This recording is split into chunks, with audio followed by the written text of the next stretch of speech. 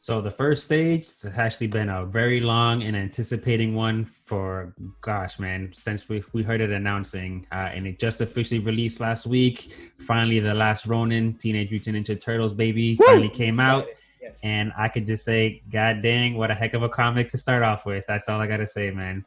But before we go ahead and start any further, I know Chris has a special announcement regarding like the Last Ronin too. So what do you got for us, brother? So we've got some pretty exciting news from Stage Select. We're actually going to be hosting our first giveaway, one of many to come. So I'm going to go ahead and break down how this is going to work from us. If you want to get a one of the variants of the Last Ronin to get your own copy, Stage Select is now going to be doing our first giveaway. Can you boys show off the variant that we're going to be giving away? This is the solo pose turnaround variant. I'm not sure the exact title or the exact artist, but we will be giving away this variant to 2 subscribers. So not just 1, but 2. All that you have to do is be subscribed to the channel. You could also even be following us on Instagram. We're going to be running the contest there as well. But all that you need to do in this video, so come to YouTube if you're listening, and if you're on Instagram, it would be a good idea for you to jump to the YouTube as well. What we're going to do is in a little bit of time, the next couple of weeks, about a week and a half, we're going to randomly select 2 people that comment on this video. You can say whatever you want. You can talk about the video. You can just say your name. It doesn't matter to us at all. You just need to comment below and be subscribed to the channel. If you are, within about 8 to 10 days, we're going to use a random comment picker and you will receive a free copy of the Last Ronin issue number 1 with this very cool variant on it. So there's a lot of different variants. We're excited to give it away. If you haven't read it already, or if you don't own this particular variant, or if you just want free stuff, all you have to do is comment. I mean, it's super easy. Let us know. So before we get into this comic we're about to start talking about in our stage 1, make sure you subscribe to the channel and that you comment below anything at all, and you could possibly win some free stuff. And stay tuned for more, because Stage Select is going to be doing some giveaways. Yeah, we got a lot more coming out for sure, man. And it's like 26 subscribers, so your chances are really high. More than likely, if you enter this first giveaway, there's a damn good chance you're going to win. Yep. We're paying for shipping. It's free stuff. Come on. All right. Let's talk about Last Ronin, boys. What you got, Manny? Man, this was an awesome comic, dude. Yeah, man, I just have to start it off with, there was 4 turtles all in all since the beginning with their master, and one of them ended up surviving. We won't go spoiling nothing yet. We just want to have our opinions. Yeah. So yeah, be advised, because we will be going ham on it. This video will have spoilers, just not now. Yeah, this is we'll let you guys know. We'll let you guys know when. I gotta talk about this, so it'll be soon. Yeah, maybe a quick rundown with no spoilers if you can. Yeah, pretty much. It's one of the turtles is pretty much going out for vengeance in terms of the deaths of his brothers. For the longest time, we weren't really sure who the Last Ronin was, or the last turtle was, so we pretty much came up with our own guesses of who we thought it was. And man, this comic, the first issue alone did not disappoint, man. This was just, it started off with a bang, and my goodness, I cannot wait for the second one, dude. And I thoroughly enjoyed it. This was actually one of the few comics that actually had me already hooked by like the 3rd page, because everything was just going so crazy.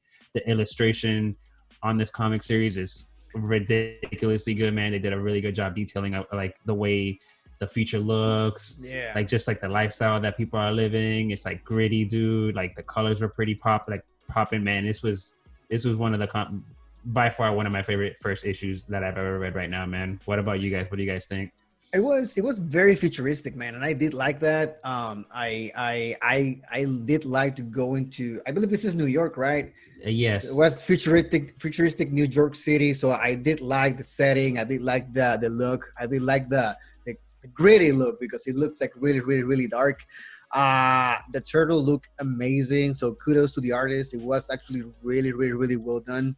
I was expecting something, and I got that. So I'm kind of happy. I went in and I was, this could be anything. I was trying to look into that turtle personality. First of all, I just want to figure out who he was.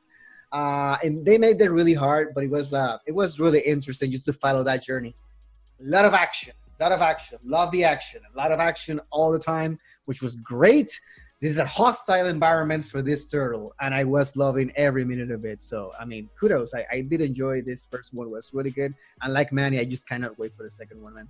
It really got me into. I'm a big fan of comic books. I mean, I have been my entire life, but there's been a small decline. With big screen movies, with all the superheroes and stuff being on there, I can sort of fill that enjoyment or that void, so to speak, with just watching a movie. But there was something so nostalgic and yet also riveting and new about flipping the pages. It was a new story. The writers did such an incredible job. Again, before we get into spoilers, it was just done awesome. It was done where, I mean, first off, you've got the fact that it's a mystery. We don't know who the last surviving turtle is.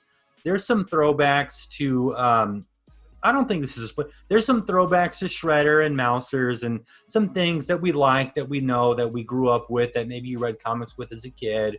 But it just felt good. It felt good to be excited about a comic book. And the fact that it was Teenage Mutant Ninja Turtles was awesome. Because honestly, like, I mean, comics are pretty much ruled by Marvel and DC. Like, let's face it. Yeah. And this was just such a treat. It was such a, it was so nice. It was such a nice read. TV off, just flipping through the pages, smelling that paper. God, it was great. It was so good.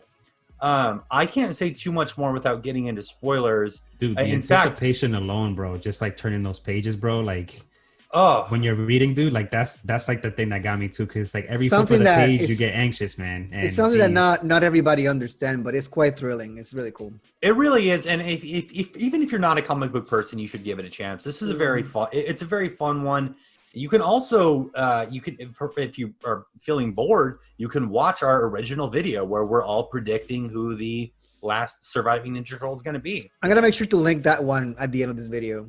Yeah, without a doubt. I think we've all been excited about this topic, but I think we're going to break into spoilers, no? Yes, we're ready, man.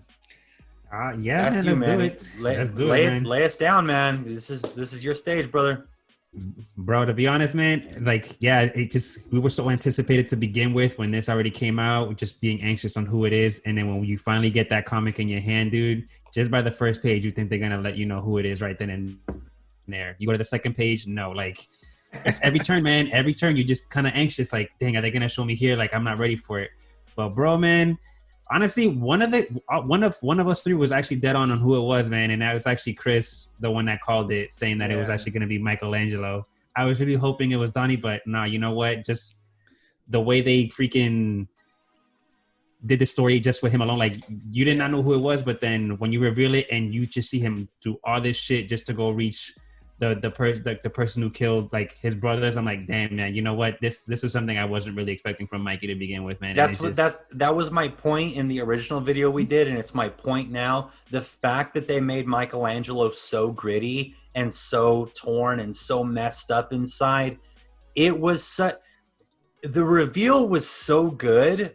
And if you're watching, you've maybe read it already, but the end is April O'Neil also shows up, I guess older, and Mikey's all old, and she's like, "Wake up, Michelangelo," and you're like, "Oh fuck!" Like, it's fucking crazy. But the whole thing is like, you would never expect the whole comic, and maybe we can spare some details so people can read it, but I mean, he's very violent. There's a lot of blood. There's a lot of sacrifice. There's a lot of things that I wouldn't have expected Michelangelo to do. Yeah. So, and the plate that they give us this comic on doesn't really, I mean, unless I missed it, we don't know how the other turtles died.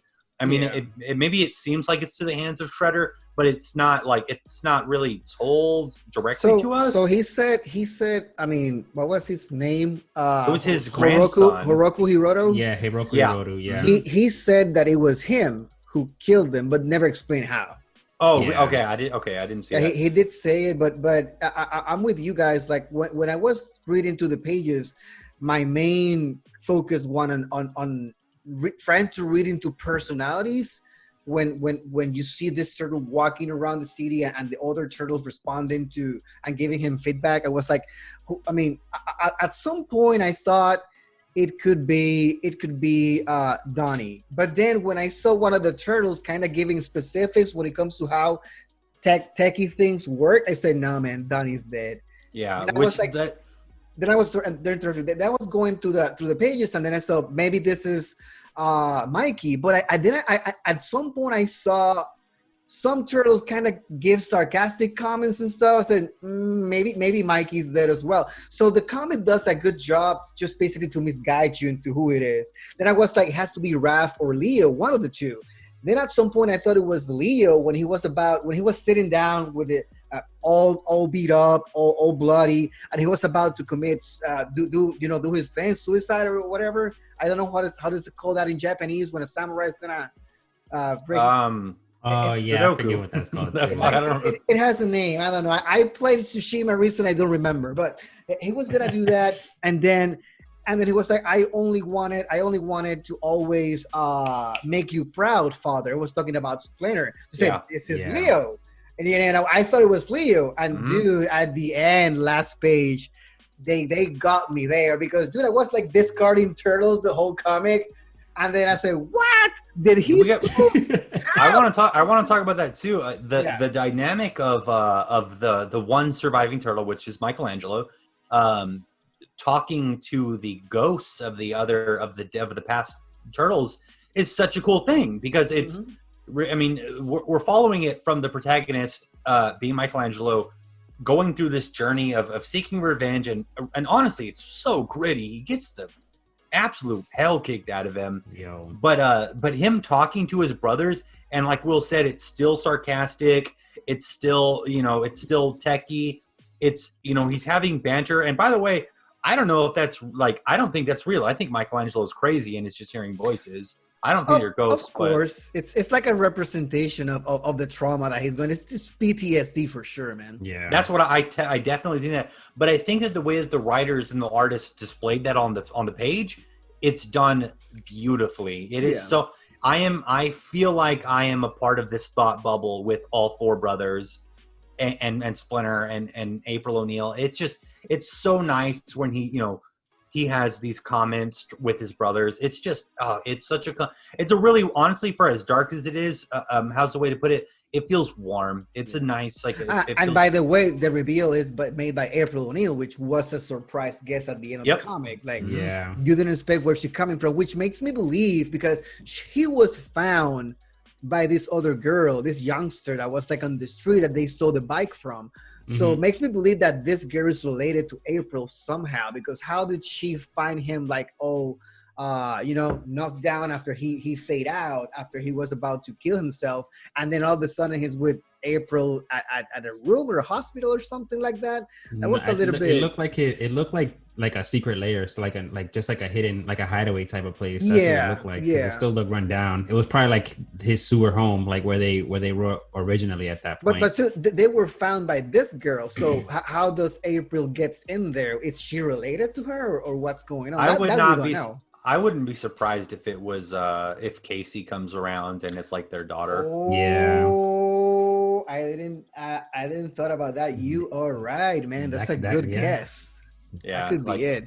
I kind of expect to see Casey and maybe he's with April and that's their daughter possibly. Oof.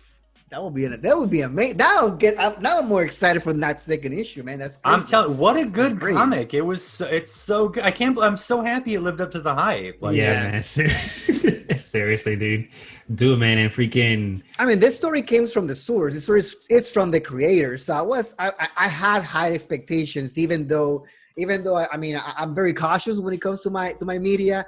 I was like, man, there couldn't be anything better than reading this from the source, from those brains. You know what I'm saying? Because it's like when you're getting a Star Wars story from George Lucas. It's not the same. It's George Lucas. You know what's coming out from there. It's gold. It's the guy. It's the guy. Yeah. Exactly.